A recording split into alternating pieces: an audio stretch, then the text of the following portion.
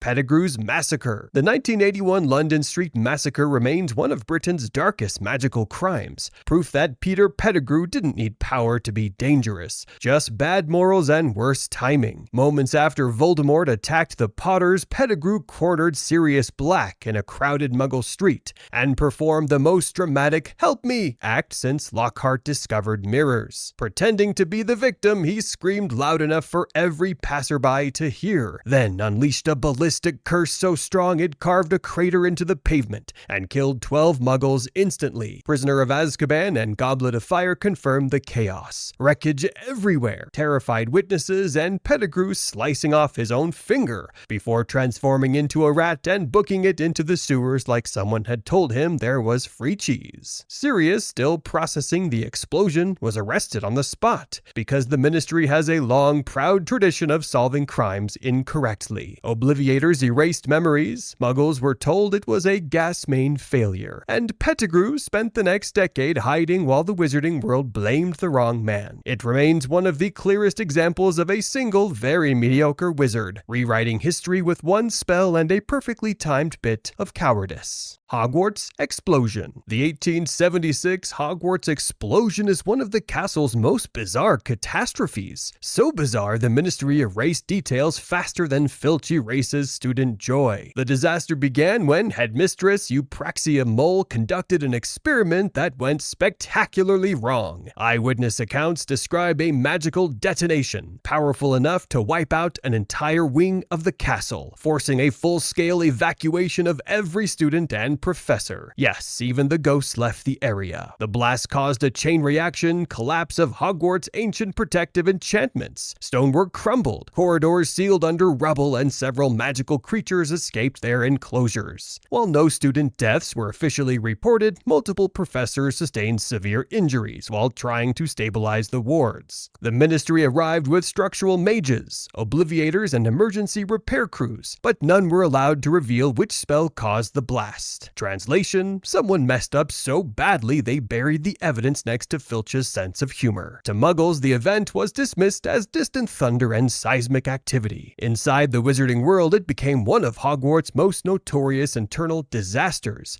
and a grim reminder that even safe magical experimentation can turn catastrophic. The true cause remains locked away in Ministry archives. The Riddle House murders. Long before he became Voldemort and long before he misplaced his nose, Tom Riddle rattled the wizarding world with the Riddle House murders, an incident buried under layers of Ministry secrecy. 16-year-old Tom Riddle murdered his father and grandparents in their own home, using unknown magical means, later confirmed to be the Killing Curse. Their bodies were found in perfect physical condition, with no wounds or signs of trauma, an anomaly that baffled Muggle investigators, because the deaths occurred in a Muggle household. The Ministry intervened immediately to protect the Statute of Secrecy. Their primary goal was preventing Muggles from discovering that a wizard, much less a Hogwarts student, was responsible. Frank Bryce, the local gardener, was initially suspected, but eventually cleared when the evidence made no sense, though Voldemort killed him years later in Goblet of Fire, proving he really holds a grudge. The Ministry ensured the official cause remained unexplained, quietly removing magical traces and editing witness statements. This cover-up let Tom Riddle stroll back into Hogwarts untouched, still answering roll calls and pretending he wasn't already auditioning for Dark Lord Idol. The murders later became one of the earliest, clearest signs of his descent into darkness, and one of the Ministry's most legendary moments of "let's pretend this will not bite us later." Lethifold attacks in Brazil. Lethifolds are among the most terrifying creatures in magical history, and Brazil suffered one of the deadliest clusters ever recorded. According to Fantastic Beasts, a Lethifold is basically a living nightmare, a dark gliding cloak that suffocates you in your sleep.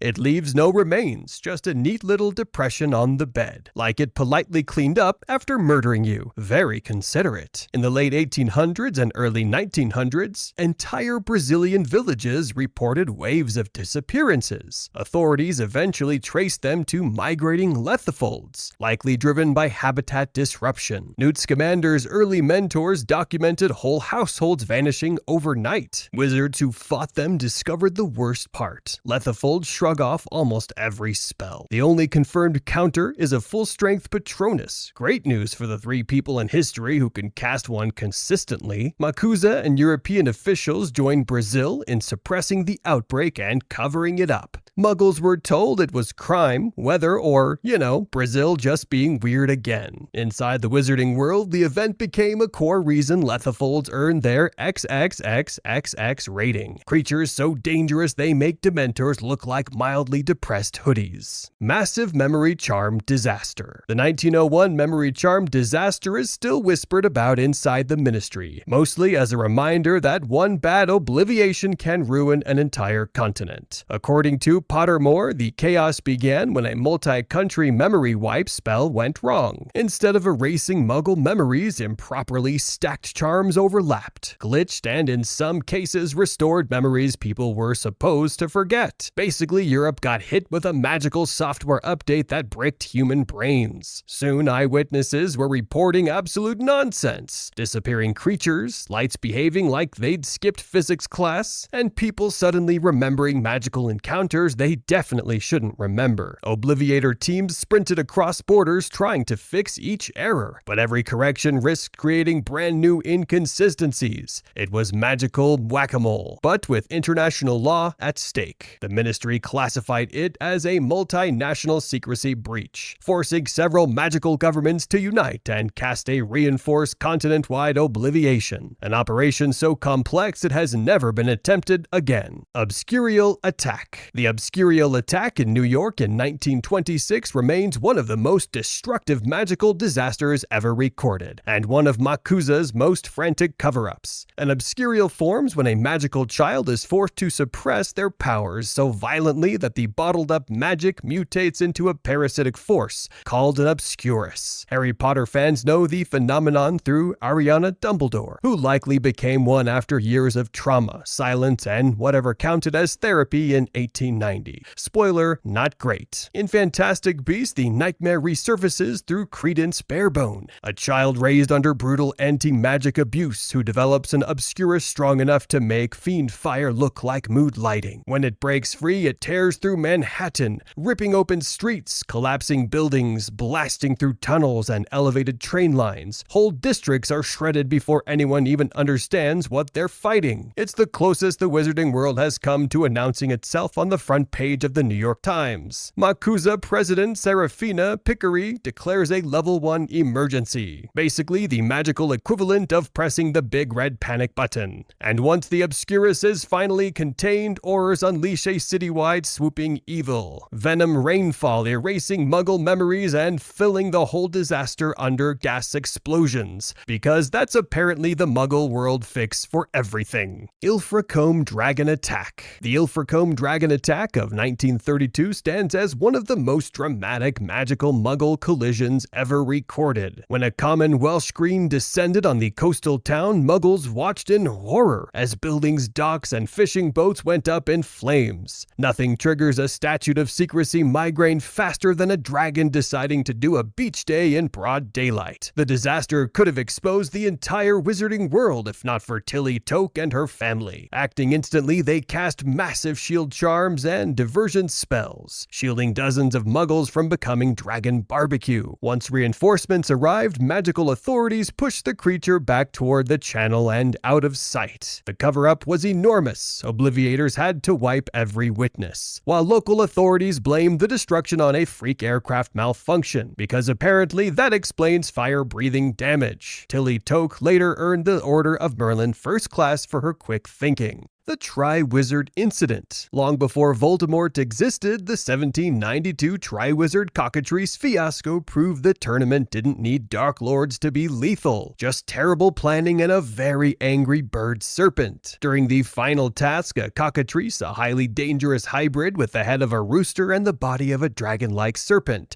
broke free from its restraints. Though the cause was never released publicly, historical accounts confirm that a containment charm failed, allowing the creature creature to charge the champions from Hogwarts, Beauxbatons, and Durmstrang. A cockatrice can kill with poisonous claws, breathe fire, and paralyze victims with eye contact. When it escaped, the arena plunged into chaos. Judges, professors, and aurors tried to restrain it, but the task area wards collapsed under the creature's force. Several students were seriously injured, and the audience had to be evacuated while the ministry deployed a specialized containment team. The incident was officially labeled an unforeseen magical anomaly to avoid public panic and became one of the reasons the tournament was shut down for centuries. Giants Rampage. During Voldemort's rise to power, giants caused some of the worst magical destruction ever recorded on the European continent. Canon confirms through Hagrid, Lupin, and multiple ministry reports that Voldemort personally recruited the giant clans by promising dominance and freedom from persecution. Once aligned with the Death Eaters, giants descended from their mountain territories and launched brutal attacks on both Muggle and magical settlements. Entire villages were destroyed, with casualties described as massive and immediate. Giants are capable of leveling buildings with a single blow, and are nearly impervious to most spells due to their size and thick hide. Eyewitness accounts from the era describe